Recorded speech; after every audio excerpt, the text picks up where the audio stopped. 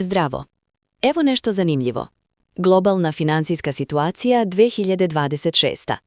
Polako se bližimo kraju januara 2026. godine. Početni utisci su se slegli. Euforije i strahovi s početka godine su utihnuli. I sada je pravi trenutak da hladne glave pogledamo gdje se globalni financijski sistem zaista nalazi i šta bi nas moglo očekivati tokom 2026. godine. Globalna financijska situacija 2026.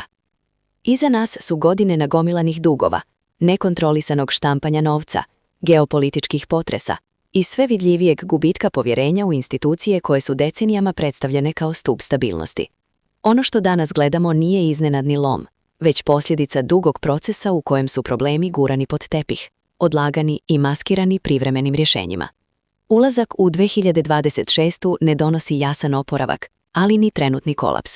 Nalazimo se u fazi zatišja, u kojoj se tržišta prividno stabilizuju dok se ispod površine gomilaju pritisci. Inflacija je u mnogim državama i dalje realnost. Kamatne stope su ostavile dubok trag na potrošnju i privredu, a povjerenje običnog čovjeka u financijski sistem nikada nije bilo krhkije. Istovremeno, svjedočimo o sve većem jazu između zvaničnih narativa i onoga što ljudi osjećaju u svakodnevnom životu. Brojke na papiru često izgledaju bolje nego stanje. Hvala što ste gledali. Pretplatite se za više sadržaja.